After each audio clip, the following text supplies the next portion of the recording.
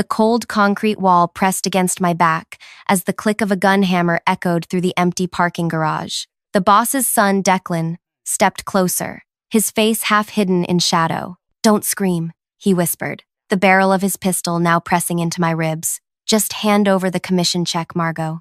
My fingers trembled as I reached for my purse.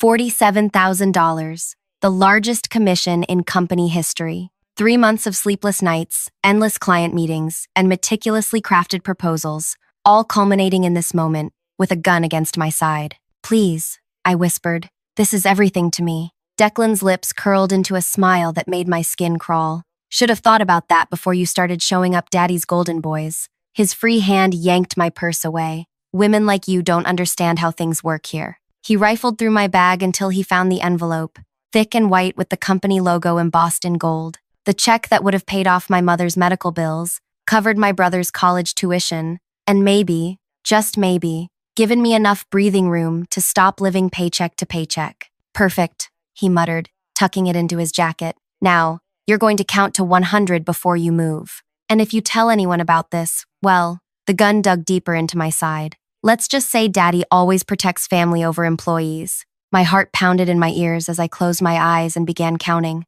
The sound of his expensive Italian loafers clicking against concrete faded as he walked away. A car engine roared to life somewhere in the distance. By the time I reached 60, the garage had fallen silent again. I slid down the wall until I hit the ground, tears streaming down my face. My hands wouldn't stop shaking. 3 security cameras pointed at me from different angles, all of them dummies installed for show. No witnesses, no evidence. Just like he'd planned. The phone in my pocket vibrated. A text from my mother. "How did today go, sweetie? Did you get your big check?" My fingers hovered over the screen, unable to type a response. How could I tell her that everything we'd been counting on was gone? That the surgery she needed would have to wait? That my brother might have to drop out of school? I could almost hear Declan's laughter echoing through the garage as I sat there, broken and humiliated. But somewhere beneath the fear and despair, something else stirred, a feeling I hadn't experienced since my father abandoned us when I was 12. A cold, crystalline rage that sharpened my mind and steadied my hands.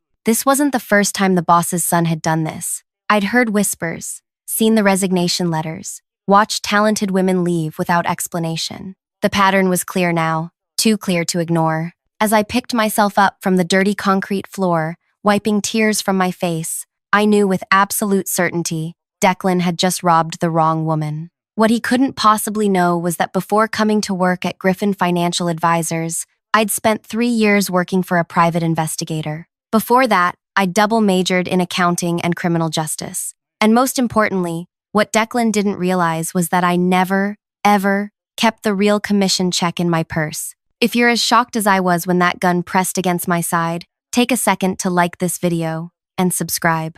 The journey I'm about to take you on isn't just about revenge. It's about justice, in a world where the rich think they're untouchable. Drop a comment if you've ever had someone take credit for your hard work, and stick around to see how this unfolds. My name is Margot Sinclair, 32, single, and before this moment, entirely unmemorable to most people who met me. That was by design. I learned early that people underestimate those they don't notice. At 5'4" with brown hair typically pulled back in a simple ponytail, I blended into backgrounds and boardrooms alike. I'd been working at Griffin Financial for 16 months. The company specialized in investment packages for mid-sized businesses looking to expand. Our commission structure was legendary in the industry. 15% on any deal you closed personally. Most advisors averaged 2 or 3 medium-sized clients per year, earning respectable but not spectacular income. No one had ever landed Regional Foods before. 42 locations across 3 states,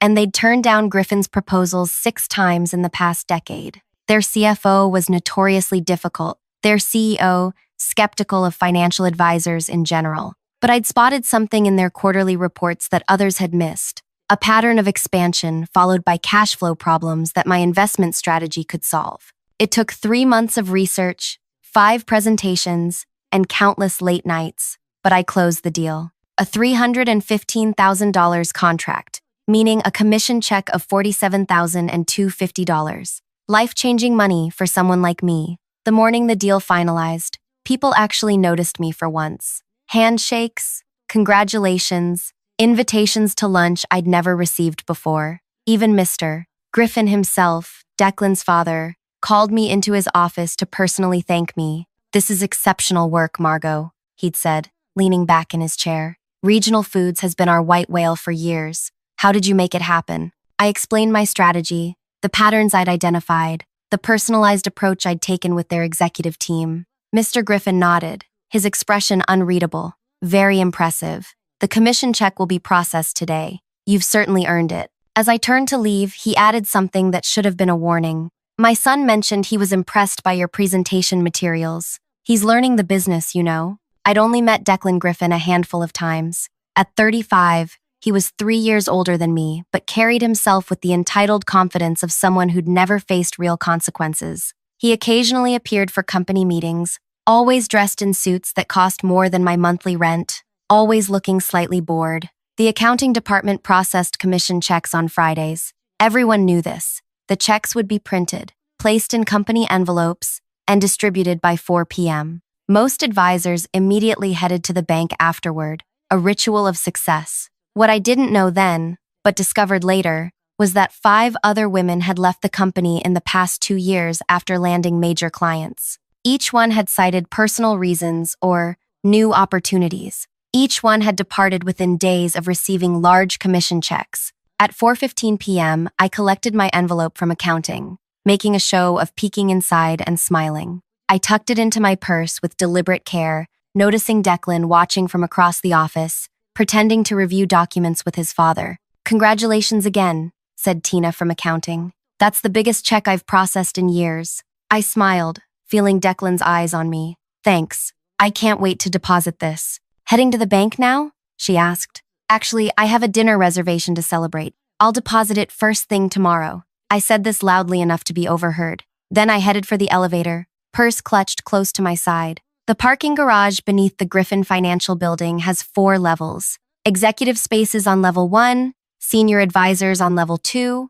everyone else relegated to levels 3 and 4. My assigned space was on level 4, the darkest and most remote section. As I stepped off the elevator, I immediately sensed I wasn't alone. The garage was too quiet, the air too still. My footsteps echoed as I walked toward my car, keys gripped between my fingers like a weapon. I'd almost reached my car when I heard him, a soft footfall behind me, deliberately timed with my own steps. I turned, but it was too late. Declan moved quickly, shoving me against the wall, the gun already drawn. What happened next? The robbery, the threats, left me sitting on that concrete floor, watching him drive away with what he thought was my future. But here's what Declan didn't know. I had been watching him for weeks. I had noticed the pattern. And most importantly, I had already been to the bank that morning, depositing the real check hours before accounting ever handed me the decoy envelope. What he had stolen was an empty envelope containing nothing but a folded piece of paper. The question wasn't whether I would get revenge. The question was how complete his destruction would be when I was finished. That night, I couldn't sleep. Every time I closed my eyes, I felt the gun against my ribs, heard Declan's voice in my ear. Around 3 a.m., I gave up trying and pulled out my laptop.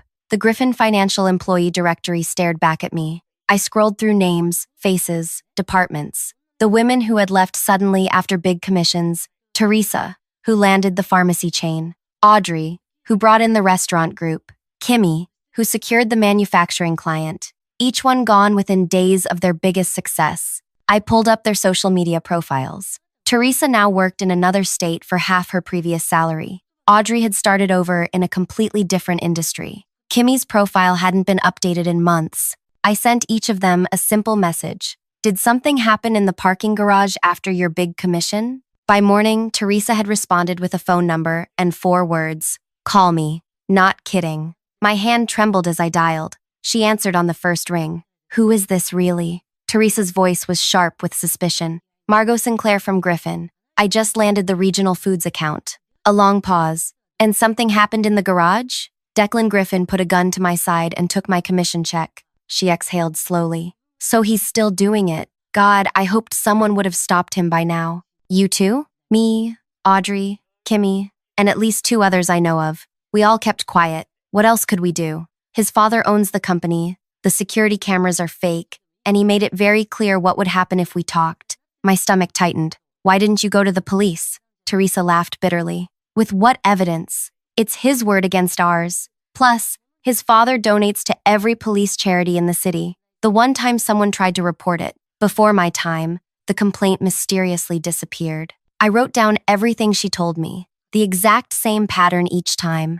Women who excelled, big commissions, robberies in the garage, and afterwards, either resignation or transfer requests. What did you do? I asked. I ran, Teresa said simply. I took a job 3 states away. Started over. What else could I do? I thanked her and hung up. By noon, Audrey had also responded to my message, sharing an almost identical story. Kimmy never replied. That afternoon, I walked into Griffin Financial with a bandage on my temple and makeup, simulating a bruise on my cheek. I'd spent an hour on YouTube learning how to create realistic injury effects. As I limped slightly toward my desk, conversations halted. Eyes followed me. Whispers trailed in my wake. My direct supervisor, Paige, rushed over immediately. Margot, what happened to you? I blinked rapidly, forcing tears to my eyes. I was mugged last night. They took everything. My purse, my phone, my commission check. Paige's hand flew to her mouth. Oh my God, did you call the police?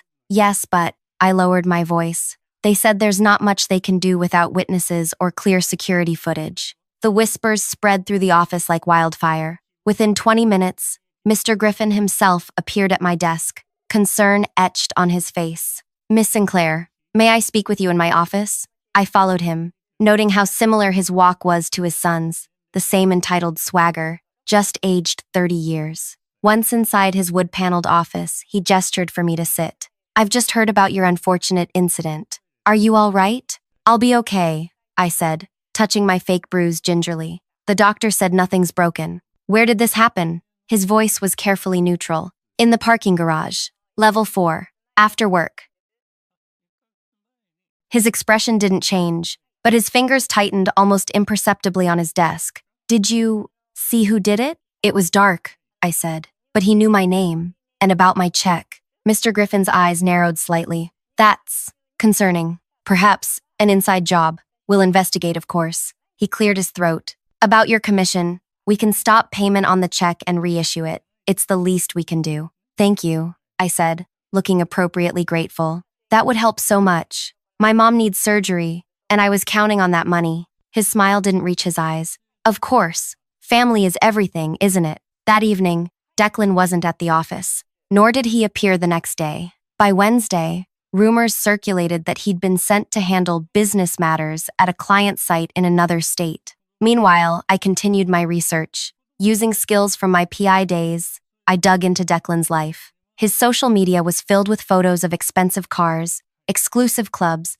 and luxury vacations, all funded by a job where he rarely appeared. I discovered gambling debts at 3 casinos, a pattern of complaints from women at clubs he frequented, and a suspended license for driving under the influence that had mysteriously disappeared from court records. On Thursday, my replacement check arrived. Mr. Griffin handed it to me personally. I've also arranged for security escorts to the bank for anyone receiving commission checks, he announced, loud enough for nearby colleagues to hear. Safety is our priority. I thanked him profusely, playing the role of the grateful, naive employee. The moment he walked away, I noticed Paige watching me with an odd expression. Can I talk to you? She whispered, gesturing toward the break room. Once alone, she closed the door and turned to me, her expression grim. Be careful, Margot. What do you mean? This isn't the first time something like this has happened, and those who push too hard for answers don't last long here. I feigned confusion. I don't understand.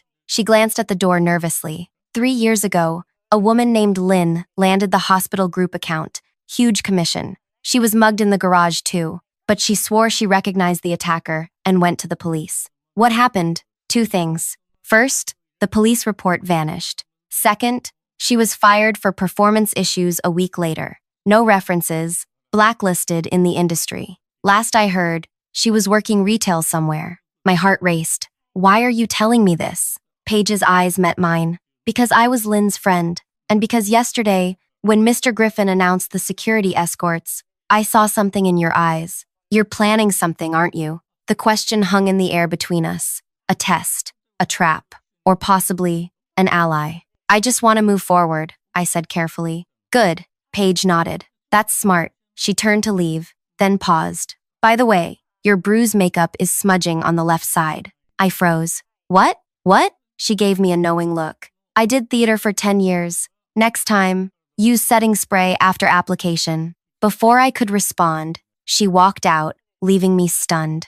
That night, I received another message, from Kimmy this time. They're watching you now. They know you're asking questions. A chill ran down my spine. I immediately checked my apartment door. Locked, deadbolted, windows, secured. Still, I slept with a chair propped under my doorknob and a kitchen knife beside my bed. The next morning, a flower arrangement waited on my desk. The card read simply, "Wishing you a speedy recovery. Management." I noticed a new maintenance worker, installing what appeared to be a real security camera in the corner of the office, aimed directly at my desk. Page stopped by mid-morning. "The IT guy needs access to your computer for a system update. Company-wide thing," she said loudly, then whispered, "They're checking your emails and search history." I thanked her with my eyes. When the IT technician arrived minutes later, I welcomed him with a smile, knowing my work computer contained nothing incriminating. My real research was all on my personal laptop at home. At lunch, I received a call from an unknown number.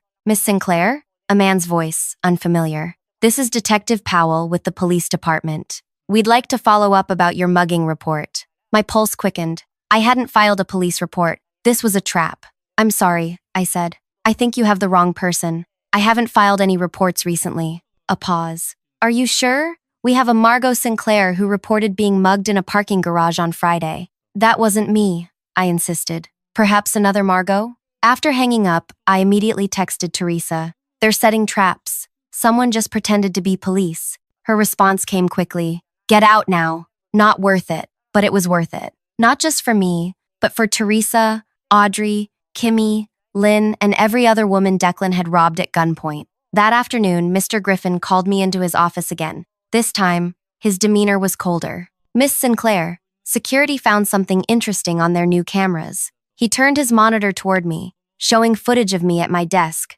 making phone calls. "You seem to be spending a lot of company time on personal matters." "I'm sorry," I said, lowering my eyes. "I've been dealing with insurance about the mugging and my medical bills." "Of course." His smile was thin. "We understand. By the way, did the police ever contact you about your case?" The trap was so obvious it was almost insulting. "No, they said they'd call if they found anything, but I'm not hopeful." He nodded slowly. "Well, we certainly hope they catch whoever did this. We value our employees' safety." As I turned to leave, he added, "Oh, and Miss Sinclair? My son will be returning to the office on Monday. He specifically mentioned wanting to check on how you're doing after your ordeal. Isn't that thoughtful of him?" The threat couldn't have been clearer if he'd painted it on the wall. That night, I sat in my apartment, surrounded by notes, research, and plans. The company was watching me. The Griffins were setting traps. And Declan was returning, undoubtedly to ensure I stayed quiet. They thought they were closing in on me.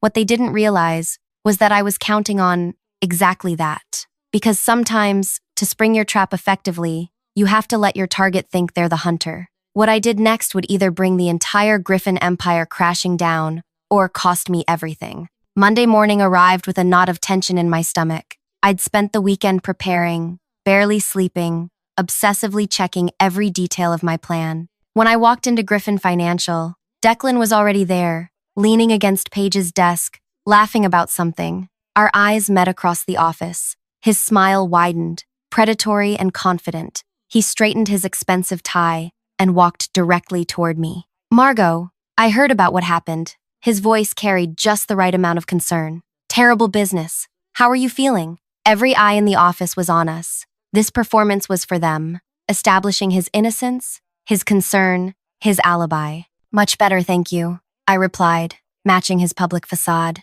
He lowered his voice. "We should catch up properly. Lunch, perhaps? I'd love to hear more about how you landed regional foods." The implied threat hung between us. I gave a small nod and he walked away, satisfied with his power play. Throughout the morning, I felt the weight of surveillance. The new security camera tracked my movements. Colleagues casually stopped by my desk to chat, likely reporting back to management. My computer had been tampered with, the angle of my monitor slightly different, the keyboard not quite where I'd left it. At noon, Declan appeared at my desk. "Ready for that lunch?" We took his car, a sleek silver sports car that probably cost more than what most Griffin employees made in a year. He drove us to an upscale restaurant where the maitre d' greeted him by name. Once seated in a private corner booth, his demeanor changed instantly. "Let's cut the shit," he said, voice ice cold. "You've been asking questions, contacting former employees. That stops now." I feigned confusion. "I don't know what you're talking about.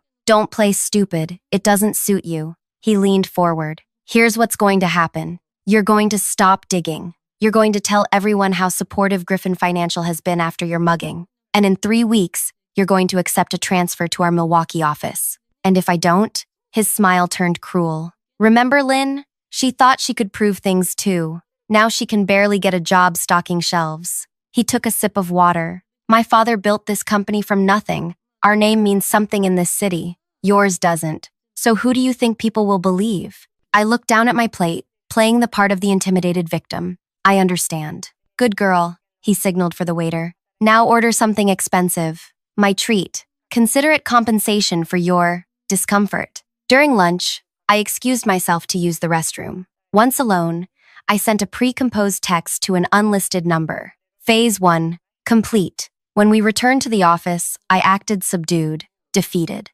Exactly what Declan expected. That afternoon, Mr. Griffin called me in again. "How was lunch with my son?" "Very nice," I said quietly. He was concerned about my well-being. "Excellent." He slid a paper across his desk. "This is a transfer opportunity to our Milwaukee office. Better position, slight pay increase. I think a fresh start might be good for you." I took the paper with trembling hands, real this time, but not from fear, from restraint, from the effort it took not to reveal my hand too soon. "I'll consider it," I said. "Do that." His dismissal was clear. Over the next 2 weeks, I played my role perfectly. The questions stopped. I became the model employee, arriving early, leaving late, accepting the upcoming transfer with quiet resignation. Declan relaxed, appearing less frequently at the office, confident that his threat had landed. But beneath this compliant exterior, I was assembling the final pieces. The breakthrough came from an unexpected source. Paige cornered me in the parking garage one evening, glancing nervously at her watch. "I shouldn't be doing this," she whispered, pressing a USB drive into my hand. "But Lynn was my friend, and I can't watch it happen again." "What is this?" "Financial records. I work in accounting, remember? Declan doesn't just rob women at gunpoint. He's been embezzling for years, small amounts from client accounts, disguised as management fees. His father covers for him, adjusts the books." My heart raced. "Why are you helping me now?" "Because you're not the only one who's been building a case," she said. "And because yesterday they announced my position is being eliminated due to restructuring." I squeezed her hand. "I won't waste this." That night, I analyzed the files. Paige had provided the missing link, proof of financial crimes that went beyond the robberies. With this, I could move forward with the final phase. 3 days before my transfer, I requested a meeting with Mr. Griffin to discuss transition details. When I entered his office, Declan was there too, examining documents at his father's desk. "Ah, Margot, come in," Mr. Griffin said. "Declan wanted to join us since he'll be handling some of your accounts after you leave." "Perfect," I said, sitting down. "Actually, I wanted to discuss something with both of you." Their expressions remained neutral, expectant. "I've been thinking about my future at Griffin Financial," I began. "We're excited about your fresh start in Milwaukee," Mr. Griffin interrupted smoothly. "Yes, well." I took a deep breath.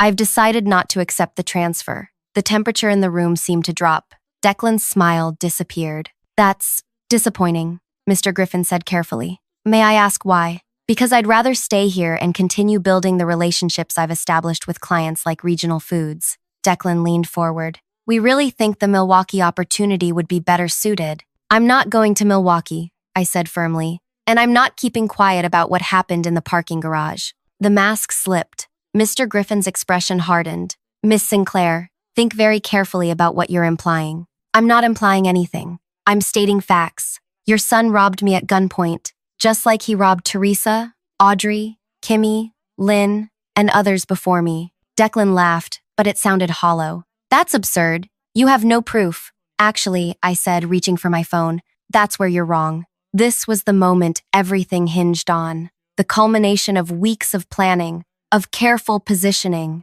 of allowing them to believe they had the upper hand. The night you robbed me, you took an envelope you thought contained my commission check. What it actually contained was a blank piece of paper, because I'd already deposited the real check that morning. Confusion flickered across Declan's face. You see, after hearing rumors about women being robbed, I took precautions, including wearing this. I pulled out what looked like a simple silver pen from my jacket pocket. It's a high-definition audio-video recorder. I captured everything in that garage. Your face, your voice, your gun, your threats. Mr. Griffin's face paled. You're bluffing. Am I? I turned to Declan. You said, and I quote, should have thought about that before you started showing up daddy's golden boys. Women like you don't understand how things work here. Declan's expression confirmed it before he could compose himself. That recording would be your word against mine. Mr. Griffin recovered quickly. And no jury would believe an edited video over a respected business leader's testimony. You're right, I agreed. Which is why I didn't just record Declan. I've spent the past month building a case. Testimonies from 6 former employees who experienced the exact same robbery. Financial records showing patterns of embezzlement disguised as management fees. And most damning of all, evidence of your systematic cover-ups, including using company resources to intimidate victims. I placed a thick folder on his desk. This isn't just about one robbery. It's about years of criminal activity. And copies of everything are already with my attorney, 3 news outlets, and the State Financial Crimes Unit, set to be released if anything happens to me. The silence in the room was deafening. Declan looked to his father, panic replacing his usual arrogance. What do you want? Mr. Griffin finally asked, his voice barely above a whisper. Justice, I said simply. But I'm realistic about how the system works for people like you. So here are my terms. First, financial restitution to every woman Declan robbed,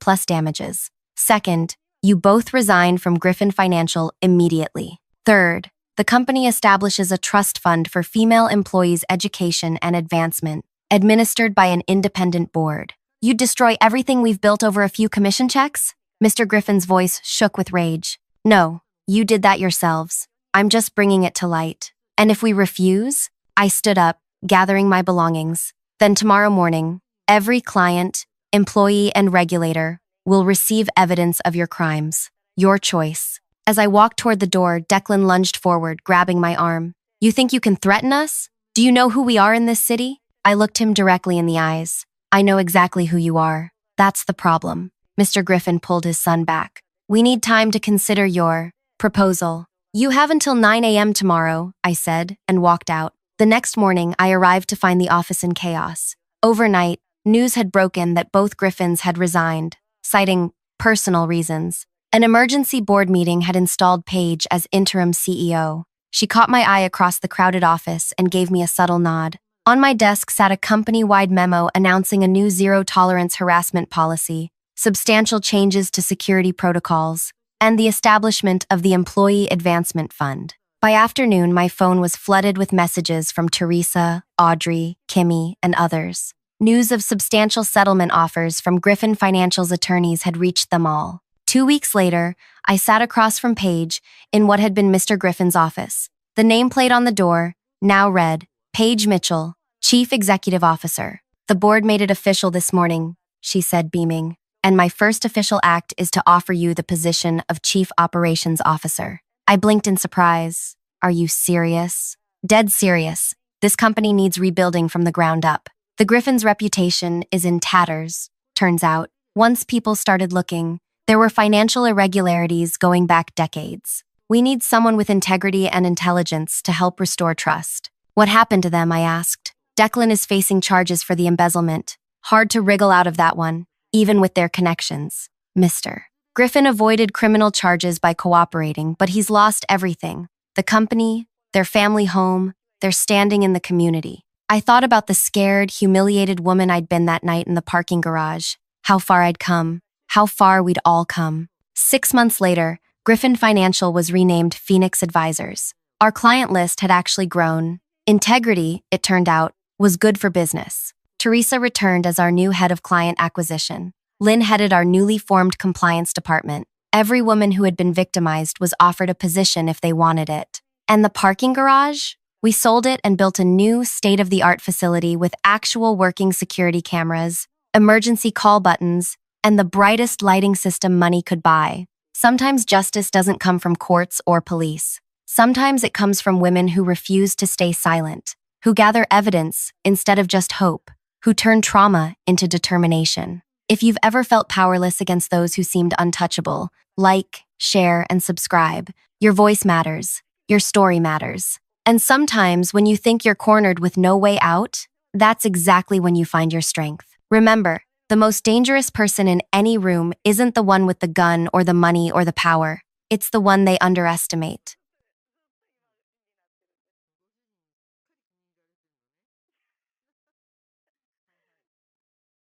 Your project timelines have been consistently problematic, and client feedback indicates dissatisfaction with your creative direction. I sat across from Nate, my pulse quickening as he flipped through my performance review with practiced disappointment. The conference room felt smaller than usual, the glass walls suddenly too transparent as colleagues glanced in while passing. 6 months of exhausting work reduced to a series of alleged failures. I'm particularly concerned about the West Side campaign, he continued, not looking up from his papers. The execution lacked the innovation we expect. My mouth went dry. The West Side campaign had doubled their customer engagement, something the client had personally called to thank me for last week, but they specifically mentioned, I started. Please, let me finish, Nate interrupted, holding up his hand. I have several examples here. My phone vibrated in my pocket. Normally, I'd ignore it during something as important as a performance review, but something made me discreetly check the screen while Nate shuffled through more papers. Unknown number. Don't react. Your boss is recording everything. Be careful what you say. I controlled my expression, looking back up to find Nate watching me intently. I smiled apologetically and slipped the phone away, my mind racing. His company phone lay face down on the table, unusual for someone who typically kept it in his suit pocket. As he resumed speaking, I noticed his posture seemed off, slightly angled as though hiding something beneath his blazer. Your teammates have expressed concerns about your collaboration skills, he continued. Would you like to share your thoughts on your relationships with other designers? The question hung in the air, oddly specific. Fishing for criticism of my colleagues? I remembered the text and chose my words carefully. I value everyone on the team, I said blandly. We all bring different strengths. Nate's mouth tightened almost imperceptibly. He shifted in his chair, and I caught a glimpse of something small and black beneath his jacket. Let's discuss Alex's recent presentation. You seemed displeased. Another trap. Alex had presented my concept without attribution after Nate reassigned my project to him last minute. I thought Alex did an excellent job with the presentation, I said evenly, ignoring the heat rising in my neck. Nate's eyes narrowed briefly before he checked his watch. I need to step out for a moment. Please review these improvement metrics while I'm gone. He slid a folder across the table and left, closing the door behind him. The silence pressed against my ears. I waited 3 seconds, then 5 before moving. Something about the plant on the credenza had caught my eye, a tiny reflection where there shouldn't be one. I approached cautiously and discovered a small black recording device nestled among the leaves, its red light blinking steadily. My heart hammered against my ribs. Why was he recording me secretly? And who had sent that warning text? A soft click came from the door handle. I barely made it back to my seat before Nate returned, a fresh coffee in hand. Now, where were we? He asked, settling back into his chair. Ah, yes, your performance improvement plan. I'll need you to sign this acknowledgement that we've discussed your areas of concern.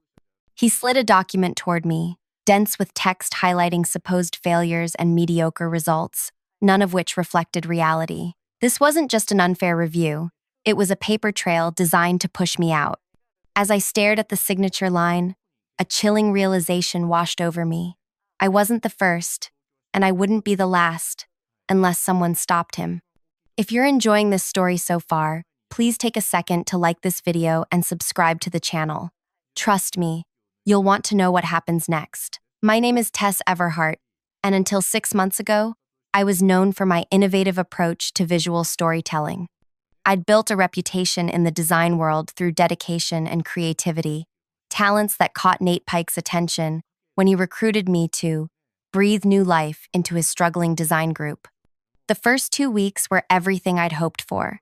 My new colleagues welcomed me warmly, particularly Olivia, who had been with the company for 5 years. She gave me the unofficial orientation, showing me the best lunch spots and warning me about the temperamental printer on the third floor. "We're so glad you're here," she'd said, her smile genuine. "We need fresh energy after everything that's happened." "What do you mean?" I'd asked. "We lost 3 designers in 2 months. Talented people just left." Nate said they couldn't handle the pressure, but she'd looked around before lowering her voice. It felt sudden, like something wasn't right. I should have paid more attention to that warning, but I was too eager to prove myself. My first project was for a local theater company needing to attract younger audiences. I worked late nights, creating a campaign that blended classical elements with modern aesthetics. When I presented it to the team, the reception was enthusiastic. "This is exactly what they need," Olivia had exclaimed. Even shy Ben from the digital team spoke up. "The interconnection between physical and digital touchpoints is brilliant." I felt I'd found my place, until Nate stepped in. "It's a start," he said, arms crossed. "But it lacks depth. The execution is elementary." The room's energy deflated instantly. My colleagues avoided eye contact, suddenly fascinated by their notebooks. "Perhaps," he continued, "we should consider a different direction. Ben, why don't you take a pass at the digital components? Olivia, you rework the print materials. Tess, observe how a more experienced team approaches this." I was effectively removed from my own project. When the campaign launched 2 weeks later, actually identical to my original design, the client was thrilled. In the company-wide email announcing its success, Nate praised the team effort led by our veterans. I told myself it was just this once, that I needed to earn my place, but a pattern quickly emerged. My concept for a sustainable product line was deemed too ambitious in our meeting, only to appear in Nate's presentation to executives the following week, presented as his brainchild. My social media strategy for a struggling client doubled their engagement within days. Yet Nate explained to the client that he had guided the team toward a more effective approach than initially proposed. Each time I created something valuable, Nate would find fault in front of others, then repurpose my work as his own, or attribute it to someone else. When I attempted to speak up, he'd interrupt with, "Team success over individual recognition, Tess.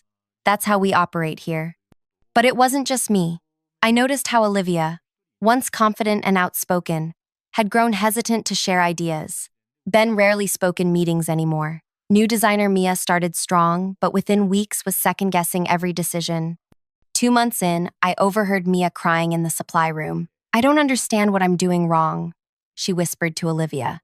"He said my work was substandard, but last week he called the same approach innovative." "That's just how it is with Nate," Olivia replied, her voice hollow. "You're not crazy. Your work is good." That night, I couldn't sleep. Was I imagining things? Was I simply not as talented as I thought? The questions circled my mind like hungry wolves. The next morning, I arrived early to find Nate already in his office, door ajar. He was on a video call, unaware of my presence. "The new designer has no idea what she's created," he laughed to someone on screen. "The campaign concept will position us perfectly for the industry awards. Keep them desperate for validation, and they'll produce twice as much while accepting minimal recognition." I froze, breath caught in my throat. He was talking about my work for our biggest client, the one he'd criticized publicly before taking to the executive team as his own vision. "The trick," he continued, "is to keep them isolated. If they compare notes, the game's over. But people are surprisingly reluctant to admit when they feel inadequate." I retreated silently, my mind reeling with the confirmation of what I'd suspected but couldn't prove. This wasn't incompetent management. It was deliberate manipulation. Over the next weeks, I watched more carefully. Designers who questioned Nate found their projects suddenly disappointing clients. Quiet acceptance earned tiny raises despite brilliant contributions. 3 talented colleagues had quit before my arrival, crushed under constant negativity. 2 others had accepted lesser roles, believing themselves inadequate for the work they once excelled at. Nate had built his reputation by claiming others' creativity while methodically destroying their self-worth. The executives trusted only his assessment of our abilities, never seeing the true dynamics at play. I began documenting everything, saving emails, recording meetings with notification to all participants, keeping dated copies of my work before and after Nate's input. I wasn't sure what I'd do with the evidence, but I knew I needed to protect myself. Then came the industry showcase announcement. Each year, design teams presented their best work to leaders across the field. Nate predictably appointed himself to present our collective efforts. His crowning achievement would be taking credit for the entire department's transformation under his leadership. As the showcase approached, the pressure intensified. Nate became more critical, more demanding. Designers worked weekends without recognition. Mia resigned, citing personal reasons after a particularly brutal critique of work that a client had already approved enthusiastically. The morning of my performance review, I found an envelope on my desk. Inside was a single business card with a phone number and the words, "Former assistant, call if needed." I didn't have time to contemplate this mysterious message before Nate summoned me to the conference room, setting the stage for the conversation that began this story, the one where an unknown number warned me about being recorded. After signing the improvement plan under duress, I returned to my desk, mind churning with possibilities and fears. Who had sent that text? Why was Nate secretly recording me? And most importantly, what was I going to do about it? The business card seemed to burn in my pocket. With shaking fingers, I dialed the number. "I've been waiting for your call," a woman's voice answered. "My name is Dana. I was Nate's executive assistant for 3 years, and you're not the first person he's tried to destroy." The line crackled with Dana's steady breathing as I processed her words. I sat at my desk, hunched over my phone, keeping my voice low. "He records people?" I asked. "That's just one of his tactics," Dana replied. "Nate provokes negative comments about colleagues or pushes for admissions of imagined failings to use against you later. I watched him do it dozens of times, but I never had proof. Until now?" "Until you," she said. "Listen carefully. Nate destroys talented people systematically. First, he isolates them. Then, he erodes their confidence through constant criticism while simultaneously harvesting their best ideas. Finally, he creates a paper trail of performance issues before pushing them out or making them quit." My throat tightened. "Why are you telling me this?" "Because you're different. You're documenting things. I've heard whispers from Olivia." A pause. "And because I carry the guilt of staying silent for 3 years while watching careers crumble." I glanced toward Nate's office, where he was now laughing on a call, gesturing expansively. The same performance he'd given when I first interviewed. "What exactly does he want from this recording?" I asked. "He needs you to say something damaging about yourself or others. He'll edit it, present it to leadership as evidence of your negative attitude, and build his case for termination. Or worse, make you so miserable you quit, believing you're the problem." My fingers curled into a fist. "That won't happen." "Good. But be careful. Nate doesn't just take ideas. He takes spirits, souls. I've seen brilliant designers leave the industry altogether after believing his lies about their abilities." After we disconnected, I sat motionless, staring at the embossed business card. Dana had given me her private number, promising to share what she knew, but emphasized I needed to protect myself first. I looked up to see Olivia watching me, concern etched across her face. She approached cautiously. "Bad review?" she asked quietly. "Apparently, I'm on thin ice," I replied, studying her reaction. Something flickered behind her eyes. Recognition, perhaps. "Join me for lunch? Away from here?" 20 minutes later, we sat in a small park 3 blocks from the office. Olivia unwrapped her sandwich but didn't eat. "I shouldn't say anything," she began, picking at the bread crust. "But watching what's happening to you, it's like seeing history repeat itself. With you?" She nodded, eyes downcast. "I was like you once. Ambitious, confident, full of ideas. Nate hired me personally, called me a rare talent." Her laugh held no humor. 6 months in, I couldn't make a design decision without second-guessing myself 20 times. What happened? The Clarion Project. My concept won us the account, our biggest ever. During development, Nate criticized every element publicly, while privately sending my original designs to the client. At the launch party, he accepted an industry award for innovation, while I stood in the background, believing I'd contributed nothing of value. My heart sank. Why did you stay? By then, I believed no one else would hire me. She finally met my gaze. That's his real genius, Tess. He doesn't just steal your work. He convinces you it wasn't good in the first place. Back at the office, I found Ben waiting by my desk, nervously adjusting his glasses. Everything okay? I asked. Just checking about your portion of the showcase presentation, he said, louder than necessary. Then he slipped me a note before walking away. The paper read, Nate asked me to report back on your attitude after your review. Not the first time. Be careful. The web of manipulation extended further than I'd realized. Nate wasn't just pitting us against each other.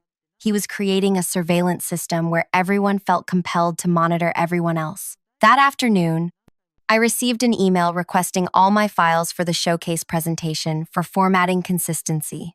The deadline was tomorrow, giving me no time to document changes between my original work and whatever would ultimately be presented. I forwarded the email to my personal account before replying that I'd deliver everything by morning. Then I worked late into the night, creating 2 versions, one for Nate and a secured backup of my original designs. The next morning, Nate called an emergency team meeting. His expression was grave as we assembled. I've just received concerning feedback from the showcase organizers, he announced. They've implemented new guidelines requiring all presentations to clearly attribute work to specific team members. The room remained silent, though I noticed several designers exchanging glances. This creates a logistical challenge, Nate continued, pacing slowly. But I've developed a solution. Each of you will prepare a brief summary of your contributions, which I'll incorporate. This will satisfy the requirement while maintaining our cohesive narrative. It was masterful. He'd found a way to appear transparent while controlling exactly how much credit each person received. When are these attributions due? I asked. By end of day, Nate replied. I'll need tonight to integrate everything before tomorrow's event. An impossible deadline, meaning he could edit our contributions however he wished, and no one would see the final presentation until it was live. As the meeting dispersed, my phone buzzed with a text from Dana. Need to talk. Found something. Cafe across street. 15 minutes. I made an excuse about needing supplies and slipped out. Dana was already waiting at a corner table, a leather portfolio beside her coffee. You're not the first person to document Nate's behavior, she said without preamble, but you might be the first with a chance to expose it. She slid a flash drive across the table. These are exit interviews from 8 designers who left in the past 2 years. Human Resources conducted them as standard procedure, but Nate convinced the director to mark them confidential, claiming disgruntled employees were making baseless accusations. How did you get these? I asked, not touching the drive. I was responsible for filing HR documentation. I never deleted my copies. Her eyes darted to the window. I was too afraid to use them while working there. But these stories, they're all the same. Designers describe watching their confidence and creativity systematically dismantled. This could help, but it's still their word against his. He would claim they were underperformers making excuses. Dana smiled thinly. That's why I also included the original project files I could access, showing design work Nate claimed credit for alongside proof of who really created it. My heart raced. This is exactly what I've been gathering. There's more, Dana continued. Last year's performance reviews compared to actual client feedback. Several instances where Nate told executives a project was struggling while telling clients the exact opposite. And 3 cases where he took designers' concepts, rejected them publicly, then presented them as his own solutions weeks later. I stared at the flash drive, now understanding its weight. Why didn't you come forward sooner? Dana's expression clouded. He threatened me. Not directly. Nate's too smart for that. But he made it clear that speaking against him would end my career. He has powerful connections. She pushed the drive closer. Use this however you need to. I'm leaving the industry anyway. I can't ask you to sacrifice. You didn't ask. I'm offering. She stood to leave. One last thing. Check the files on Olivia's Clarion project. Nate didn't just take credit. He deliberately sabotaged her confidence because she was being considered for promotion above him. The executive emails tell the whole story. Back at the office, I found a message from Olivia asking to meet in the archive room. When I arrived, Ben was with her, along with Riley from the digital team. "We need to talk about tomorrow," Olivia said, her voice barely above a whisper. "About the showcase." "And about Nate," added Ben. Riley locked the door. "We know what he's doing to you because he did it to all of us." We stayed silent too long. For the next hour, they shared their stories. Ben had developed the user experience framework that won 3 design awards, all accepted by Nate. Riley had created the interactive platform that doubled client engagement, which Nate presented as his vision at last year's showcase. And Olivia. Olivia had lost a career-defining opportunity when Nate convinced executives she wasn't ready for advancement. "Why are you telling me this now?" I asked. "Because you're fighting back," Ben said simply. "And we want to help." That night, I barely slept. The showcase loomed just hours away, with industry leaders and our entire executive team attending. It would be Nate's moment of triumph, unless someone stopped him. I arrived early, watching from a corner as the venue filled with designers, executives, and media representatives. Our company's display stood prominently at center stage, ready for Nate's presentation. He moved through the crowd confidently, shaking hands, laughing at just the right moments. Our team huddled nearby, nervous energy pulsing between us. Nate had sent the final presentation deck that morning, a masterpiece of subtle manipulation. Our contributions appeared technically credited but positioned as minor elements within his overarching vision. "10 minutes, everyone," called the event coordinator. Nate beckoned us closer. "Remember, this is about showcasing our collective achievement," he said, his expression earnest. "We rise together." As he turned away, Olivia squeezed my hand. "Are you sure about this?" she whispered. I nodded, feeling surprisingly calm. "Just be ready." The lights dimmed as Nate took the stage, welcomed by enthusiastic applause. The massive screen behind him illuminated with our company logo. "Today," he began, "I'm honored to present a body of work that represents the pinnacle of collaborative design thinking, a philosophy I've cultivated within our team over years of leadership."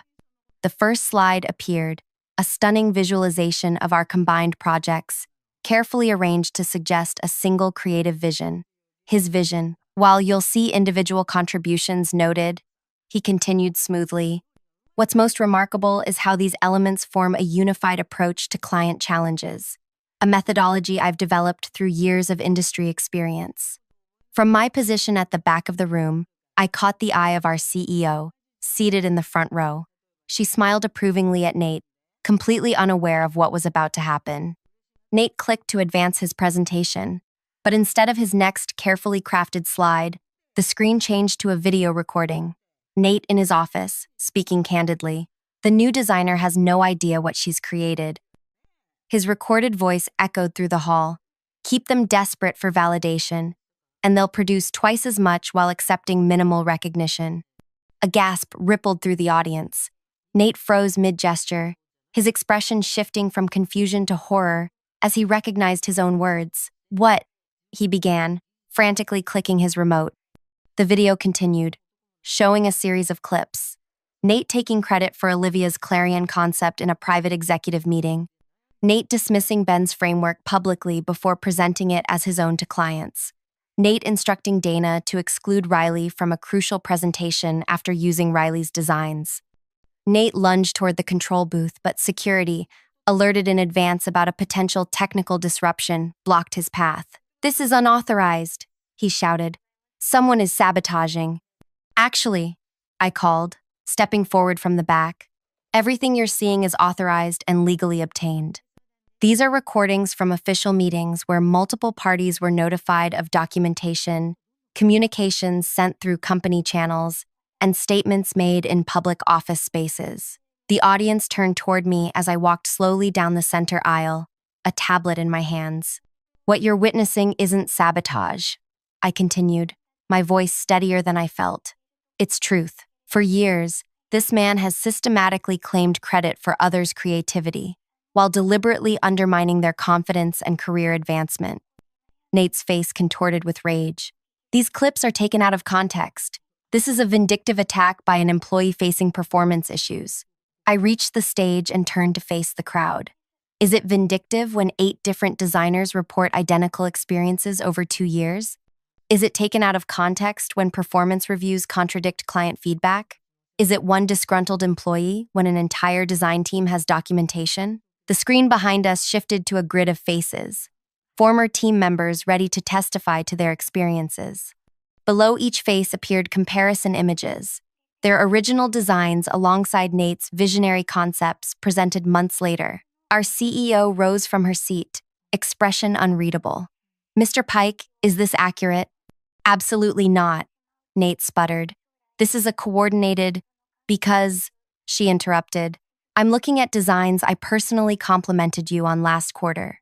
Designs you specifically told me were your conceptual direction."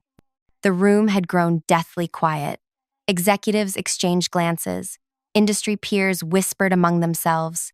"If I may," I said, addressing the CEO directly, "there's something more important than exposing one person's deception." I tapped my tablet, and the screen changed again, this time displaying a beautiful mosaic of our team's work, each piece properly attributed to its creator. This is the true legacy of our design group. Not a single vision, but a tapestry of individual brilliance that deserves recognition. One by one, our team members stood. Olivia, Ben, Riley, even quiet Zoe from production. Together, we formed a line across the front of the room, a visual counterpoint to Nate's isolated position on stage. Security approached Nate as the CEO gestured toward the exit. His face drained of color as he realized what was happening. He made one last desperate attempt. "These people were nothing before I shaped them," he shouted. "Look at their work before me. Mediocre at best. I built their careers." The words hung in the air, damning in their arrogance. As Nate was escorted out, whispers erupted into conversations. Industry leaders approached our team members, examining the properly credited work with new appreciation. Our executives huddled urgently, occasionally glancing our way. The showcase continued without Nate, transformed into something unexpected, a celebration of individual contributions within collaborative frameworks. Our team, for the first time, stood proudly behind their work, accepting questions and compliments without deflection or doubt. But as the event concluded, uncertainty lingered beneath our triumph. We had exposed Nate, but at what cost to the company? To our own futures? Had we traded one form of career suicide for another? The CEO approached our group, her expression inscrutable. "I need all of you in the conference room tomorrow morning at 8, she said simply before walking away. That night, we gathered at a quiet bar, emotionally exhausted but unable to separate. We had tied our fates together in a way that couldn't be undone. "What happens tomorrow?" Ben asked, voicing everyone's fear. I looked around at these talented people who had risked everything to reclaim their worth. "I don't know," I admitted. "But whatever comes next, we face it honestly. Together." None of us could have predicted what awaited us in that conference room the next morning, or how completely our professional lives were about to transform. The next morning arrived with a weight of finality. Our team gathered in the hallway outside the conference room, exchanging nervous glances but few words. Whatever happened now, we had crossed a line that couldn't be uncrossed. "No regrets," Olivia whispered, squeezing my hand as the CEO's assistant waved us in. The room was already occupied. Our CEO, Valerie, sat at the head of the table. Beside her were the Chief Operating Officer, the Head of Human Resources, and 2 people I didn't recognize. The atmosphere felt heavy, formal.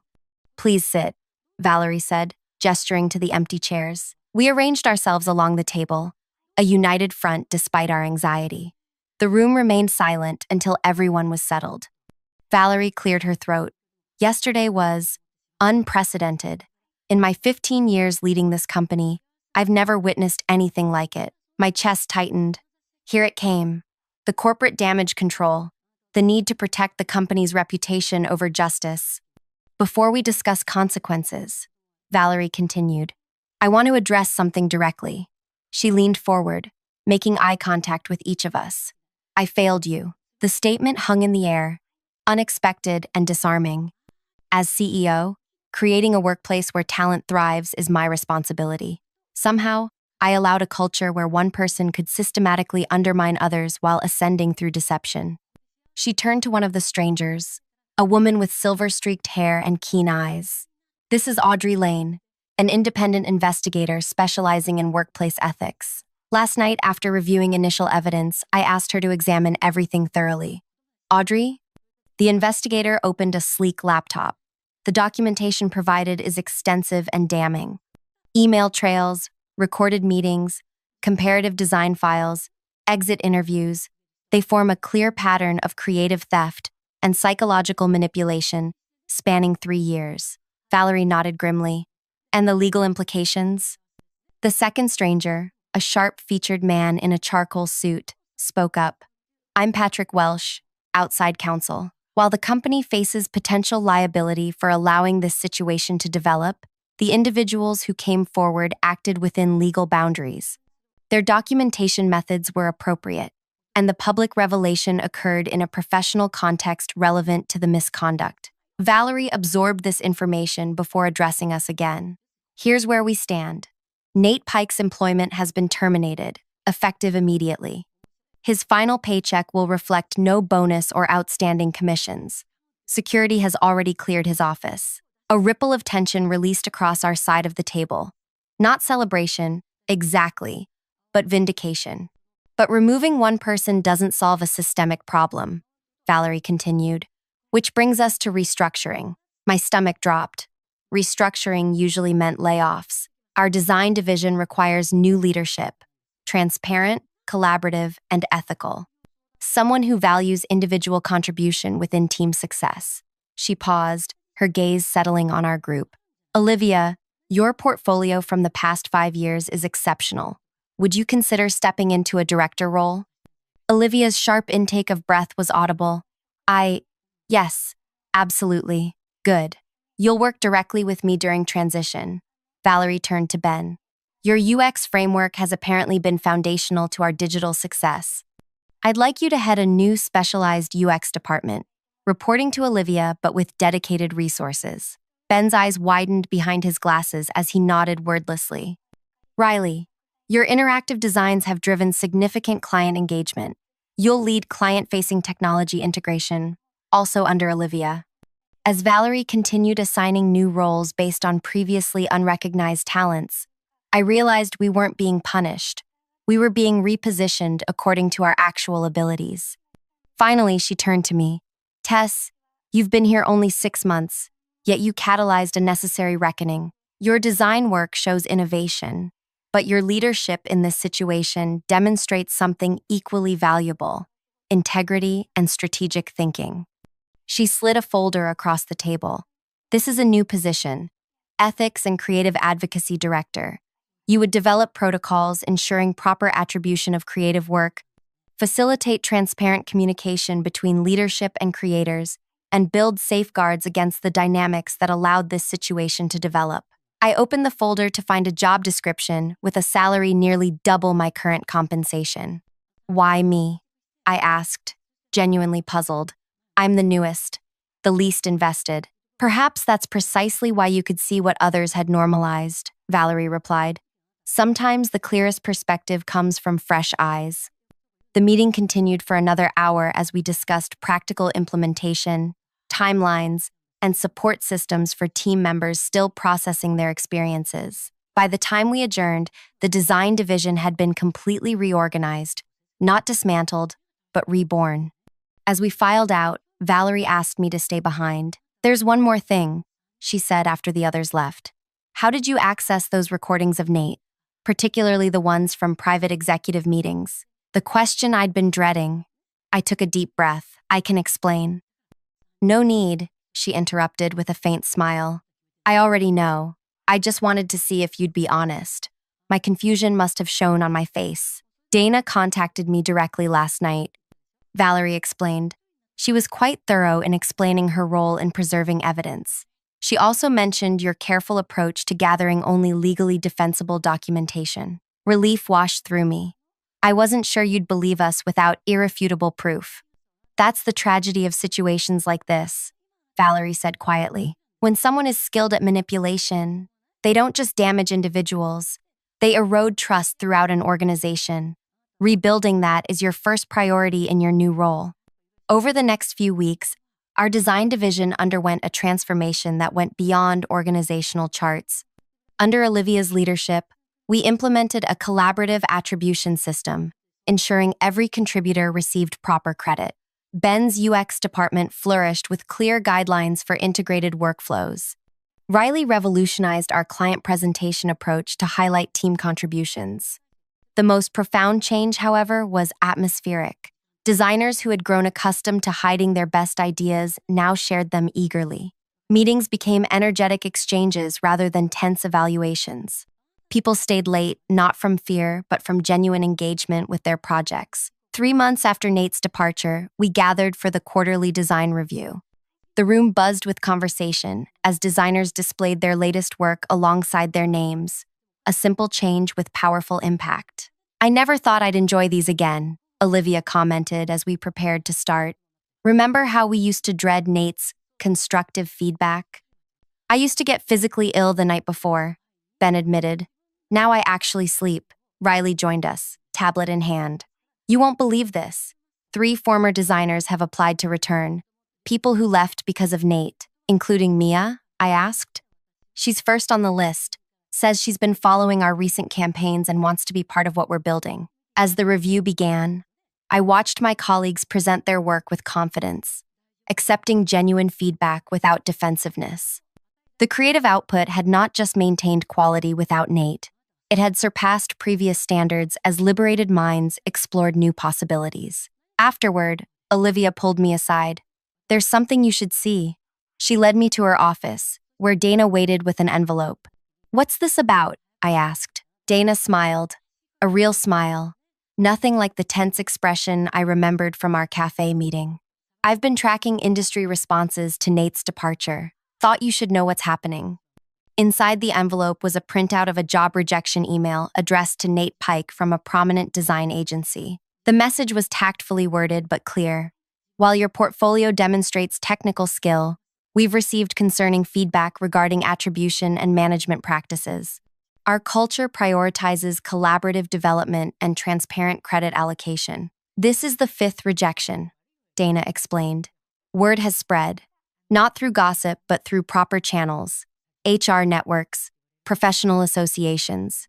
He's finding that reputation matters more than his portfolio." "I don't want revenge," I said, feeling uncomfortable. "I just wanted the manipulation to stop." "This isn't revenge," Olivia countered. "It's consequence. There's a difference." She was right. What happened to Nate wasn't about punishment but accountability, something long overdue. That evening, after most had left for the day, I found Ben still working in the creative lab, immersed in a complex wireframe. "Can I ask you something personal?" I said, pulling up a chair. He looked up, adjusting his glasses. "Sure. How are you doing, really? After everything with Nate?" Ben's hands stilled on the keyboard. "Honestly, I'm still processing. For 2 years, I believed I wasn't good enough. That voice becomes part of you, you know? Sometimes I still hear it. I know exactly what you mean. But then I remember the showcase," he continued, a small smile forming. "That moment when everyone saw the truth. It wasn't just about exposing Nate, it was about reclaiming who we are as creators." His words captured something essential that had been difficult to articulate. The showcase hadn't just been about justice, but about restoration. 6 months after Nate's departure, our team received an industry nomination for innovative organizational structure, recognizing our attribution system and collaborative approach. The irony wasn't lost on any of us that the very showcase where we'd exposed Nate had led to this recognition. The night before the award ceremony, I stayed late finalizing our presentation. As I gathered my things to leave, I found Valerie standing in my office doorway. "Working late again?" she asked. "Just wrapping up. Tomorrow's a big day." She entered, closing the door behind her. "I never properly thanked you, Tess." "For what?" "For seeing what I missed. For having the courage to act on it." She sat down across from me. "Do you know what haunts me most? I promoted Nate 3 times. I believed his narratives about difficult team members. I accepted his appropriation of others' ideas because the results seemed positive. He was very convincing, I offered. That's no excuse. Leaders must look deeper, she sighed. The day of the showcase, when those recordings played, I recognized client presentations I'd personally praised him for, work I'd used to justify his advancement. The weight of her responsibility was evident in her expression. The thing is, I said carefully, none of us saw it clearly at first, not even me. It took time to recognize the pattern, to gather evidence, to find allies who could confirm what I was experiencing. That's why your new department matters, Valerie replied. Systems that depend on individual heroism to correct injustice are fundamentally flawed.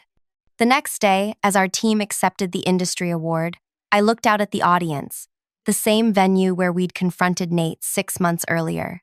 The symmetry felt appropriate somehow. Later, at the celebration dinner, Olivia raised her glass. To Tess, who risked everything to fight for truth. I shook my head. That's not quite right.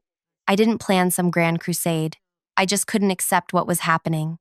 That's what makes it remarkable, Riley said. You didn't set out for revenge or glory.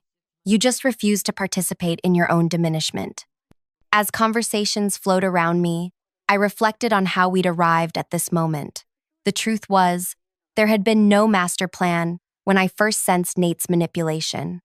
No elaborate scheme for exposure or justice, just a simple, fundamental decision. I would not allow my work to be stolen.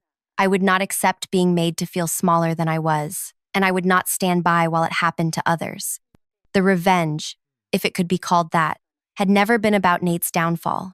It had been about reclaiming what he'd taken. Our work, our confidence, our professional identities, about creating systems that made such theft impossible in the future. The most powerful moment hadn't been watching Nate escorted from the showcase in disgrace. It had been the weeks and months that followed, watching designers rediscover their voices, seeing Ben present his framework without apologizing for its existence, hearing Riley confidently defend a creative choice, witnessing Olivia step into leadership with natural authority she'd always possessed but learned to doubt. And perhaps most meaningful, welcoming back those who had left, like Mia, who now led our Emerging Designers program, with enthusiasm that had once been extinguished. This was the true victory. Not that one man had fallen, but that many had risen. After dinner, as we gathered for a team photo, I noticed Dana watching from nearby. I waved her over. You belong in this picture too, I insisted. None of this would have happened without you. She hesitated. I just provided information. You had the courage to use it. That's not true, I countered. You kept those records for years, knowing someday they might matter. You reached out when you saw history repeating. That wasn't just information. It was hope. As the photographer positioned us, I found myself surrounded by people who had transformed from colleagues to something closer to family, people who had shared a difficult journey and emerged stronger. The camera flashed, capturing a moment of genuine joy, not the artificial enthusiasm Nate had demanded, but the authentic happiness of people doing work they loved and receiving proper recognition for it. Later that night, alone in my apartment, I opened my laptop to find an email from an unfamiliar address. The subject line read simply, "Thank you." It was from a designer at another company, someone I'd never met. They described watching our showcase confrontation and recognizing their own situation with a manager who claimed credit for others' work. Inspired by our example, they had documented the pattern and presented evidence to their leadership. Changes were now underway. You showed me it was possible to stand up without being destroyed, they wrote. That speaking truth doesn't have to end a career. It can transform it.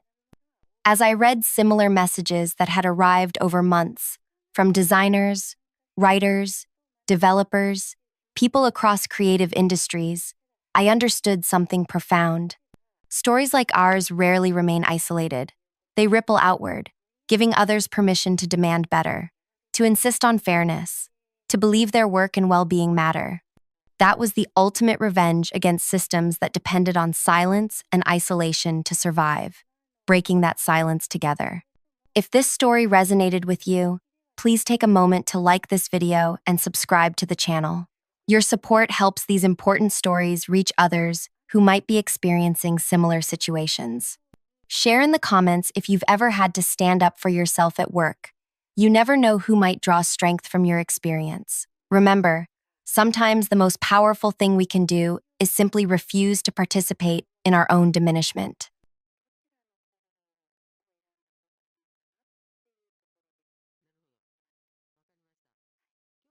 You're fired. Enjoy your vacation. The text blazed on my screen, the tropical sun suddenly feeling like a spotlight on my humiliation. 5 years of dedication reduced to a two-sentence dismissal, sent when I was 3,000 miles away with sand between my toes. I reread it 3 times, my margarita turning warm in my frozen grip. I'd been expecting this, just not like this. Not from the entitled 27-year-old who'd been handed the keys to the kingdom 8 months ago, while I'd built that kingdom brick by brick for half a decade. "Everything okay?" asked the cabana attendant, noticing my expression. I looked up with a smile I didn't feel. "Just business. Just business." But it wasn't just business. It was personal. It was calculated. And it was the biggest mistake Theo would ever make, because while he might be the boss's son, I was the woman who'd built the client list that kept that luxury destination wedding company thriving. I was the reason celebrities whispered our name when they wanted impossible wedding dreams fulfilled. I was the reason the richest people in the country waited months for our availability, and he'd just fired me via text. During the first vacation I'd taken in 3 years, I put my phone face down, took a deep breath of salt air, and made 3 phone calls that would change everything. By Monday morning, Theo had 47 missed calls and one very angry father, who suddenly realized exactly what his son had done and exactly who I was. I should have felt vindicated. But revenge isn't a lightning strike. It's a slow burn, and I was just getting started. Hey, if you're enjoying this wild ride, you wouldn't believe how it all unfolds. Hit like and subscribe for the next chapter, and leave a comment with what you think Theo's father said when he realized what his son had done. Trust me, you won't want to miss what happens next. My name is Daria, and until that text message, I was the senior event coordinator at what was considered the most exclusive destination wedding planning service in the country. I'm methodical, detail-oriented, and I remember everything, including every slight, every dismissal, and every promise broken. When people first meet me, they see someone warm, accommodating, and endlessly patient. Perfect qualities for someone who organizes events where emotions run high and expectations run higher. What they don't see is the steel beneath the smile, the calculations behind the charm. I built my reputation on making impossible things happen. The time I sourced 40 white peacocks with 3 days' notice. The hurricane I rerouted an entire wedding around without the guests ever suspecting. The celebrity couple who wanted their ceremony at sunrise on a mountain that was legally impossible to access. Until I found the one permit exception that had never been used. I was the miracle worker, the problem solver, the person who made rich people feel seen, understood, and catered to in ways that justified our astronomical fees. And then Giles, the company's founder, brought in his son. "Theo has fresh ideas," Giles had announced at the staff meeting, his hand proudly on his son's shoulder. "He'll be our new Vice President of Innovation," a title that hadn't existed until that moment. A position created purely for someone whose resume consisted primarily of dropping out of business school and finding himself across Europe for 3 years. I still remember Theo's first day. He wore sneakers that cost more than my monthly rent to a meeting with a banking magnate's daughter who noticed immediately and spent the rest of the consultation directing all questions to me. "You need to loosen up, Daria," he told me afterward, leaning against my desk uninvited. "These clients want to feel like they're working with friends, not servants." "These clients," I replied without looking up from my notes, "are paying us 6 figures because they specifically don't want to burden their friends with their demands. They want professionals who understand what luxury actually means." The look he gave me, part contempt, part challenge, should have warned me of what was coming. Within weeks, he was sitting in on my client meetings, contradicting my suggestions in front of people who'd specifically requested me based on my reputation. Crystal champagne flutes are overdone, he'd interrupt. Have you considered biodegradable options? Much more current. I'd watch my clients' expressions shift from confusion to concern, forced to smoothly redirect. Theo brings an interesting perspective. Now, about the hand calligraphed place cards you mentioned. After meetings, he'd corner his father. Daria seems stuck in outdated approaches. These modern clients want innovation. What followed was months of quiet undermining. Decisions reversed after I'd left the room. Emails to clients where he'd copy everyone except me. Draft proposals rewritten with his improvements that missed crucial details only experience would have caught. The breaking point came with the Lane wedding, a 2.3 million celebration for the daughter of a technology investor, scheduled for a private island buyout. Camille Line had requested me specifically after I'd planned her sister's wedding the previous year. I'll be taking point on the Lane event, Theo announced one morning, dropping the bombshell in front of the entire team. I kept my voice level. Camille specifically asked for me. Her family is particular about personal connections. She asked for our company, Theo corrected, smiling with teeth too white to be natural. Nobody is irreplaceable, Daria. Dad agrees it's time I handled our premium clients. I looked to Giles, waiting for him to correct this overreach. Instead, he nodded, avoiding my eyes. Theo should get experience with our top-tier events. You've been working too hard anyway, Daria. This vacation you've planned. First in how long? 3 years, I said quietly. Exactly. Nobody should wait that long between breaks.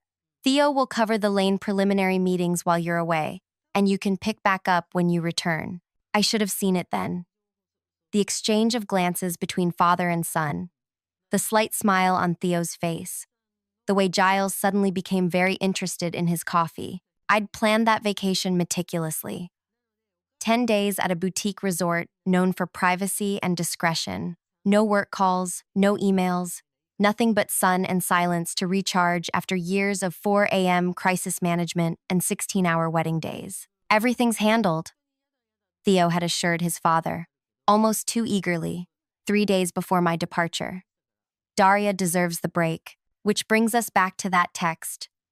To the betrayal delivered while I sat on pristine white sand, halfway through my second margarita. To the moment everything changed. I didn't cry. I didn't panic. I simply set down my drink, opened my contacts, and made my first call to Camille Lane herself. Camille? It's Daria. I'm actually calling with some news. I wanted to let you know personally that I won't be handling your wedding after all. The silence on the other end lasted 3 seconds before Camille's voice came through, sharp with surprise. What? Why not? Company restructuring, I said simply, offering no criticism, no details. Another pause. Does this mean we'll be working with Theo? Her tone made the name sound like something unpleasant she'd found on her shoe. That's my understanding. The one who suggested we replace the welcome dinner with a digital greeting and gift cards? The very same. The wind rustled through palm trees above me as Camille went quiet again. Then, if you're not handling my wedding, then I don't want your company handling it either. Period. My second call went to my assistant, Priya, who'd been with me for 3 years and knew every client as well as I did. He did what? She gasped when I told her. But the Rivera wedding is next weekend. And the charity gala for the governor's wife. He has no idea how to handle those. Not our problem anymore, I said calmly. The third call went to Jasper, a wealthy hotel magnate who'd spent years trying to recruit me to launch an exclusive planning division for his luxury chain. Is that standing offer still available? I asked. For you? Always, came the immediate response. What changed your mind?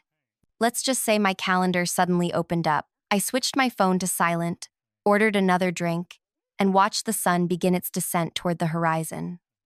For the first time in years, I felt something unexpected. Freedom. Little did I know that back home, the first dominoes were already falling. The damage had only just begun. When my flight landed 6 days later, my phone lit up with notifications like a slot machine hitting jackpot. I scrolled through them in the taxi, a small smile playing at my lips. 12 missed calls from Theo. 23 from Giles, frantic texts from former colleagues, 3 voicemails from Priya detailing the chaos unfolding in real time. Camille Lane hadn't just pulled her wedding.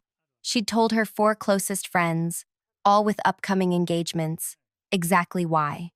The Rivera family, whose daughter's wedding was scheduled for that weekend, had demanded an emergency meeting after Theo failed to recognize them at a pre-event dinner. The governor's wife was reconsidering options after learning I wouldn't be handling her charity gala. I checked into my hotel, not going home, felt important somehow, like I was physically as well as professionally, starting fresh, and changed into the outfit I'd selected for my meeting with Jasper. As I applied lipstick, my phone lit up with Giles's number. I let it ring 4 times before answering. Whatever he's paying, I'll double it, Giles said without preamble, voice tight with panic. Hello to you too, I replied, keeping my tone light. Daria, please. This is serious. The Lane wedding / pace is no longer my concern. The Riveras barely let Theo through the door. The daughter cried when she realized you wouldn't be there for her final fitting. You have relationships with these people. They trust you. I examined my reflection in the mirror, adjusting an earring. That's the thing about trust, Giles. Once broken, it's nearly impossible to repair. A heavy sigh came through the line. My son made a terrible mistake. He's young, impulsive. He didn't understand what he was doing. No, I corrected, steel entering my voice. You made the mistake. You placed nepotism above merit.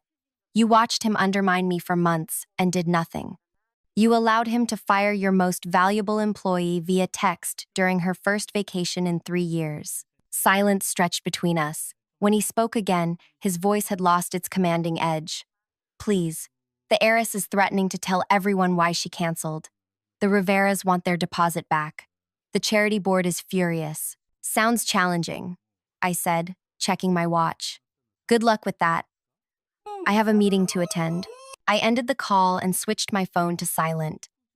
The revenge wasn't in what I was about to do. It was in what I'd already done, simply by stepping away and letting them feel my absence.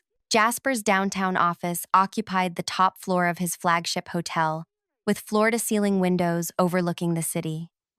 He greeted me with a warm handshake and genuine smile. I've waited 3 years to have this conversation, he said, gesturing to a seating area where coffee waited. Though I admit I never expected it to happen quite like this. I settled into a chair. Neither did I. Their loss is very much my gain. Tell me what you need to build your dream team. Esco. We spent 2 hours outlining my vision for an ultra-exclusive planning division. By the time I left, I had a contract that tripled my previous salary, complete autonomy over hiring, and a suite at the hotel until I found a new apartment. As I rode the elevator down, I checked my phone to find 17 new notifications. I ignored them all except one. A text from Priya. Can we talk? Coffee tomorrow? The next morning, Priya arrived at our meeting spot with dark circles under her eyes and a resignation letter in her bag. It's a disaster, she said, stirring her latte absently. Theo's running around like his hair's on fire. The Rivera wedding was painful to watch. He addressed the mother of the bride by the wrong name. Twice. I sipped my coffee, letting her continue. Giles came back yesterday. He's been calling clients personally, trying to smooth things over. But the Andersons already contacted a competitor. And the Winstons. She trailed off, wincing. What about the Winstons? I asked, genuinely curious. Cecilia Winston was planning her daughter's Sweet 16, a modest event by our standards but important to her. Theo told them their budget was too small to warrant priority attention. Suggested they try a more accessible planning service. I nearly choked on my coffee. The Winstons owned half the commercial real estate in the financial district. He didn't. He did. Right after telling them their color scheme was basic. I shook my head, picturing Cecilia's reaction. She'd once changed caterers because someone suggested her taste in wine was safe. So, I said, nodding toward her bag. The letter? Priya pulled out the envelope. I can't stay there. Not with him running things into the ground. She hesitated. I don't suppose. I smiled. Jasper approved my hiring budget yesterday. You'd be my first call. Relief flooded her face. When do we start? How's tomorrow? 3 weeks later, we had an office space on the hotel's executive level. 4 additional team members, poached from top planning agencies, and inquiries from 32 potential clients, 15 of whom had previously worked with my former company. I was reviewing design proposals when my assistant, not Priya, who'd been promoted to associate planner, buzzed me. Giles is here. No appointment. I considered sending him away, but curiosity won out. Give me 5 minutes, then show him in. When Giles entered, the change was shocking. His normally immaculate appearance had slipped, tie slightly askew, hair disheveled, eyes bloodshot. He looked like he'd aged a decade in less than a month. You look terrible, I said bluntly, not offering him a seat. He stood awkwardly, hands shoved in his pockets. We've lost 40% of our bookings. The lame cancellation made the industry newsletter. 3 employees resigned this week. I'm sorry to hear that. Are you? He looked at me directly. You built a competing business in record time and took our best people. I built a new business, I corrected, with people who value talent over connections, who recognize hard work deserves respect, not a dismissal text. He flinched at that. I've come to make you an offer, a partnership, equal share, your name on the company alongside mine. I laughed, the sound sharp and genuine. Alongside yours and Theo's, you mean? No, thank you. Theo's no longer involved in operations. He's taking some time to reassess his career goals. Translation: Daddy put him in timeout after he burned down the family business. The offer's generous, I acknowledged. But 3 weeks ago, it might have meant something. Now, I'm building something that's truly mine. Something where I'll never be disposable. Giles nodded slowly, his expression resigned. I understand. But if you change your mind, I won't. I gestured toward the door. Best of luck rebuilding. After he left, I turned to the window, watching pedestrians on the street below. For a moment, I allowed myself to feel the satisfaction of having proven my worth in the most definitive way possible, by my absence. But there was still work to do. My phone chimed with a text from Camille Line. Heard you're back in business. I still need a wedding planner who isn't completely useless. Dinner tonight to discuss? I smiled. Sometimes, revenge isn't about destroying someone else. It's about rebuilding yourself into something stronger than before. 2 months later, we handled our first major event, a charity gala for the governor's wife, who'd canceled with my former employer the day after learning of my departure. The evening was flawless, from the hand-calligraphed place cards to the custom lighting that made everyone look 10 years younger.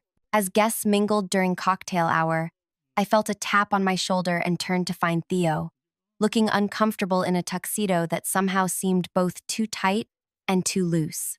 Didn't expect to see you here, I said, genuinely surprised. He shifted his weight, eyes darting around the room.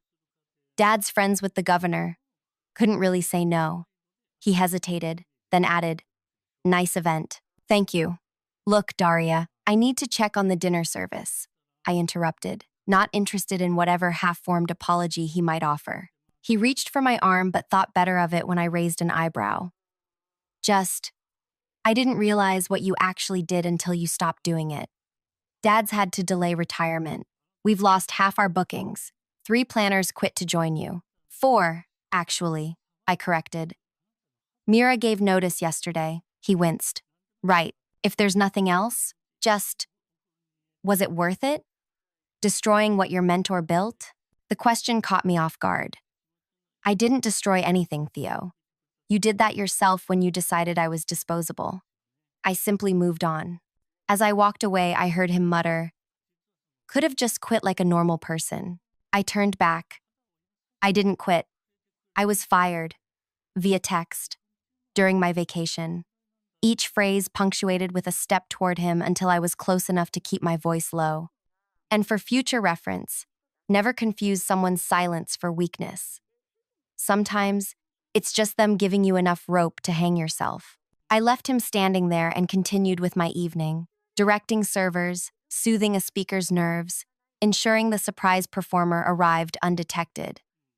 But his question lingered. Was it worth it? The answer came 3 weeks later, when Jasper called me into his office, beaming as he pushed a folder across his desk. Quarterly numbers, he said.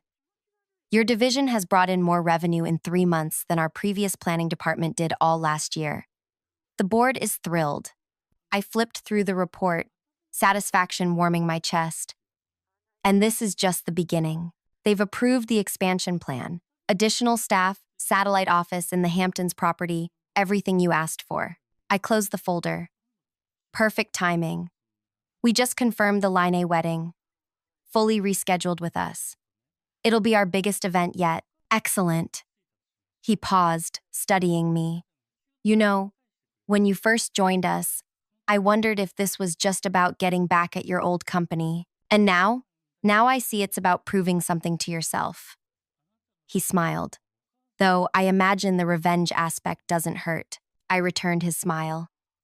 Let's just say it's been a satisfying bonus. That evening, I walked along the waterfront near my new apartment, phone buzzing in my pocket, another call from Giles. The third this week. I let it go to voicemail. The sun dipped toward the horizon, painting the sky in shades of orange and pink. Ahead, a young couple took photos of the sunset, laughing as they tried to capture the perfect shot. My phone buzzed again. Not Giles this time, but Camille Lane with a question about floral arrangements. I answered, smiling as I discussed the merits of garden roses versus peonies. This was what I'd built. Not just a business, but a reputation, trust, relationships that survived because they were based on respect and delivered promises. As I ended the call, a notification appeared. An industry newsletter with the headline, Luxury Wedding Pioneer, Giles announces merger after difficult quarter. I clicked the link, reading quickly. My former company was being absorbed by a larger corporate entity. Giles would stay on as a consultant for 6 months before full retirement. The article didn't mention Theo. Standing there with the dying sun warming my face, I realized that true victory wasn't in watching others fall phase. It was in rising so high they became irrelevant. But the story wasn't over yet. Not by a long shot. Because Theo had made one critical mistake beyond firing me. One I hadn't addressed. One that would prove far more costly than lost clients or revenue.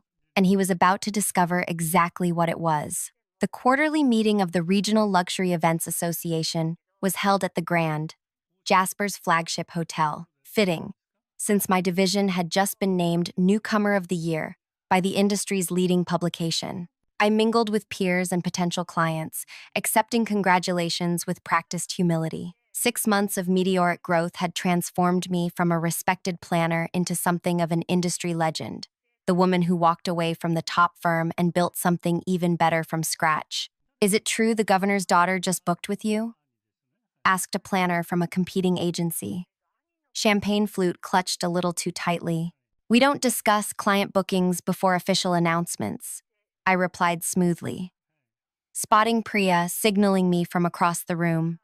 If you'll excuse me, Priya pulled me into a quiet corner, eyes bright with excitement. Giles just arrived. With Theo, I raised an eyebrow. Bold choice. Everyone's whispering about it. First industry event they've attended since the merger announcement. I glanced toward the entrance where Giles was shaking hands with the association president, Theo hovering awkwardly beside him. Gone was the cocky posture, replaced with something more subdued. The past 6 months had clearly taken their toll. Any word on what's happening with them post-merger? I asked. Priya lowered her voice. Rumor is Giles got significantly less than the company was worth pre-Exodus. The acquirers keeping the client list but dropping the brand name entirely. And Theo, yes? Word is he's being cut loose completely. No role in the new structure. Gad, I nodded, absorbing this information. Make sure the team is extra polite if they interact with either of them tonight. We're professionals, not gloaters. Of course, Priya agreed, then hesitated. There's something else. Mina from legal wants 5 minutes with you, says it's important. Mina was our newly hired legal counsel, poached from a top firm specializing in contract law. I found her waiting in a small conference room off the main event space. Sorry to pull you away, she said, closing the door behind us. But you need to see this immediately. She handed me a folder containing what appeared to be financial documents. Remember how you asked me to review the severance terms you never received? I did some digging. I scanned the pages, my eyes widening. Is this verified? Triple checked. The client deposit accounts were accessed the day you were fired. $3 million moved to an account under the new parent company's name. But this was a full month before merger talks began. So, Theo was siphoning client deposits and possibly committing fraud. Yes. The timing suggests he needed to show improved liquidity to make the company attractive for acquisition. I sat back, pieces falling into place, the rushed firing, the timing during my vacation when I couldn't access the financial systems, the panic when clients began withdrawing their deposits. What would happen if this information became public? I asked carefully. Criminal charges, potentially. Certainly civil liability. At minimum, the merger would be jeopardized. Mina adjusted her glasses. The question is, what do you want to do with this information? I considered my options, mentally calculating the potential outcomes. Let me think about this. For now, secure the evidence. Already done, Mina assured me. Everything's backed up and time-stamped. I returned to the event, scanning the room until I spotted Theo alone at the bar, nursing what appeared to be scotch. Giles was across the room, deep in conversation with potential investors. I slid onto the stool beside Theo. Drink for a dying company? He startled, nearly spilling his glass. Daria, congratulations on your award. Thank you, I signaled the bartender. Gin and tonic, please. Theo shifted uncomfortably. I assume you're enjoying all this. All what? Watching us crumble, knowing you caused it. I accepted my drink, taking a deliberate sip before responding. I didn't cause anything, Theo. Actions have consequences. You fired the person who built your client relationships without understanding what she actually did. The aftermath was entirely predictable. It wasn't personal. He muttered. Just business. Sending a termination text during someone's first vacation in 3 years feels rather personal. He stared into his glass. Dad's retiring after the merger. Moving to Arizona. The company name dies with the acquisition. I heard, and He swallowed hard, out completely. No place in the new structure. I also heard that. You must be thrilled. I studied him for a moment. You know what's interesting about revenge, Theo? It's rarely as satisfying as people think it will be. He looked up, surprised. Don't misunderstand, I continued. I've enjoyed building my new division. I'm proud of what we've accomplished. But your downfall? That was collateral damage, not my objective. Then what was your objective? To prove something to myself. That my value wasn't dependent on your father's company. That clients chose me for my skills, not just the brand name. Well, mission accomplished, he said bitterly. I finished my drink and stood. One question before I go. The client deposits. Did you really think no one would notice? The color drained from his face. What are you talking about? And so, $3 million, Theo, moved the day you fired me. To an account under the name of a company that wasn't even in acquisition talks yet. His glass froze halfway to his lips. How did you... I build relationships, remember? Including with people who handle financial oversight for luxury events. I leaned closer. That was your real mistake. Not firing me, that just got you bad press and lost clients. But financial fraud, that gets people prison time. It wasn't, I was gonna put it back, he stammered. Save it for the investigators. I straightened up. I'm meeting with the merger company's CEO tomorrow morning. They should know what they're really acquiring. Daria, please, panic edged his voice. You can't. The merger's the only thing saving what's left of Dad's legacy. You should have thought about your father's legacy before you started moving money around. I checked my watch. Now, if you'll excuse me, I need to congratulate my team. I walked away, leaving him pale and shaking at the bar. Across the room, I caught Giles watching our interaction, brow furrowed with concern. 10 minutes later, my phone buzzed with a text from an unknown number. Need to speak with you urgently. Outside on the terrace. Theo. I debated ignoring it, but curiosity won out. I found him pacing beside a decorative fountain, hands shoved in his pockets. 5 minutes, I said. I have guests to attend to. I'll make it quick. He ran a hand through his hair. What do you want? Excuse me? To keep this quiet. What do you want? Money? A public apology? I laughed, the sound echoing off the marble terrace. You still don't get it. This isn't a negotiation. Everything's a negotiation, he insisted. Name your price. My price was paid 6 months ago when I walked away and built something better. I turned to leave. Wait. He stepped forward. This will destroy my father. He doesn't know anything about the accounts. It was all me. He's already lost so much. I paused, considering this. That's the problem with nepotism, Theo.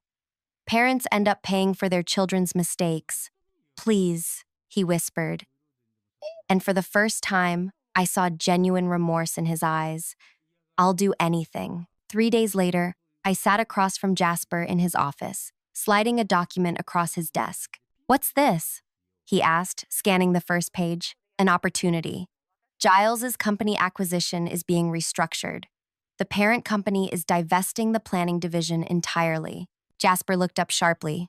And they're offering it to us at a significant discount. Client list, vendor relationships, everything except the brand name. What prompted this sudden change? I smiled.